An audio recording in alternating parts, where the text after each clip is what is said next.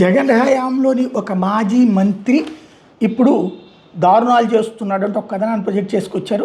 జగన్ హయాంలో ఉమ్మడి చిత్తూరు జిల్లాకు చెందిన అప్పుడు ఒక మంత్రి తన ప్రాంత పరిధిలో రియల్ ఎస్టేట్ వెంచర్లు చేసే వ్యక్తుల నుంచి బెనామీలు కుటుంబ సభ్యుల పేరుతో భారీగా స్థలాలు తీసుకుని వెలుగులోకి వచ్చింది. వాటి విక్రయాల ద్వారా ఆయన భారీగా సొమ్ము వెనకేసుకున్నారు. ప్రస్తుత మార్కెట్ విలువ ప్రకారం ఆ సొమ్ము 50 కోట్లకు పైన ఉంటుందని అంచనా.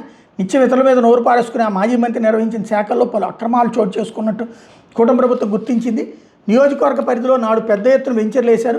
వాటి స్థాయిని బట్టి తనకు ఫ్లాట్లు ఇవ్వాలని స్థిరాస్తి వ్యాపారాల మీద ఆయన ఒత్తిడి తీసుకొచ్చారు. ఒక్క వెంచర్ నుండి 2-3 ఫ్లాట్లు తన బెనామీ కుటుంబ సభ్యుల పేరుతో రిజిస్ట్రేషన్ చేయించుకున్నారు.